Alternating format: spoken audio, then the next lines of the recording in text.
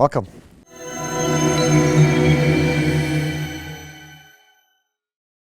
Welcome, Stacy. Thank you.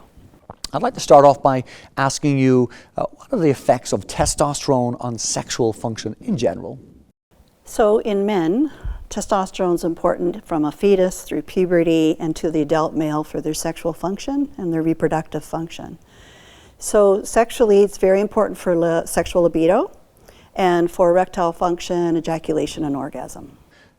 So perhaps we can talk now about what the impact of androgen deprivation therapy, ADT, is on male sexual function. So when you have ADT and your testosterone levels are very low or rock bottom, the first thing I think that is affected is your libido or your sex drive.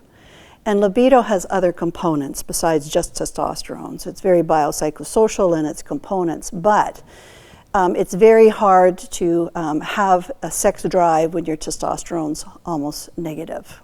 So what about the effect of ADT on orgasm? So one of the things with orgasm is that we all have an orgasmic threshold. And when you have very low testosterone, that threshold gets higher. So it's much harder or more difficult to reach orgasm. So men on ADT have a more difficult time reaching orgasm most often, or they don't reach it at all, despite adequate stimulation. And if they do reach it, maybe the orgasm is shorter in duration or less intense. Can you give me your thoughts on the impact of ADT on erectile tissue health? So it will have a definite effect. And one thing that happens is that the collagen gets increased, which is collagenization of the erectile tissues, which means they don't expand as well. And that happens permanently. So there is an architectural change to the penis, and that makes it much more difficult for treatments to work and for any type of erectile recovery. So what do you typically say to a patient on ADT regarding their chances of being a PDE5 inhibitor responder, a Viagra, Cialis, Levitra, or Standard kind of drug? Because you need a very small amount of testosterone, or at least some testosterone, for that pathway to occur, the PDE5 inhibitors will not work well because the testosterone level is basically at castrate levels. What do you typically tell your patients about testosterone recovery after the cessation of ADT?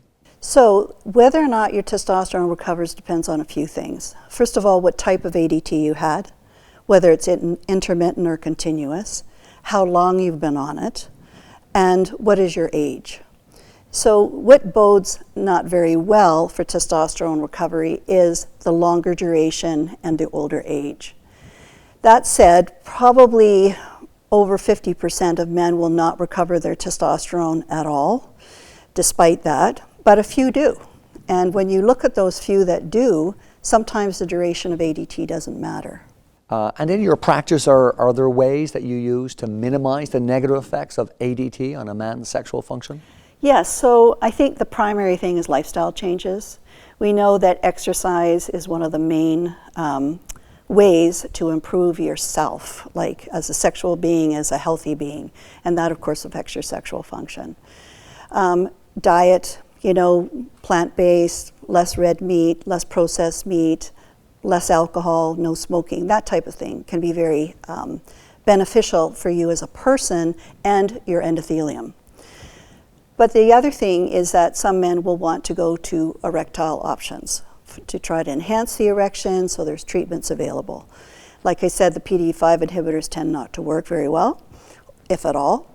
And so then we can go to something, a more direct method, like intracavernosal injection, vacuum devices, that type of thing. And if those fail, some men will choose to do a penile prosthesis.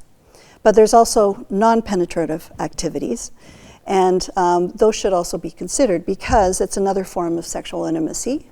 It takes a bit of learning and adaptation, but it can be very successful.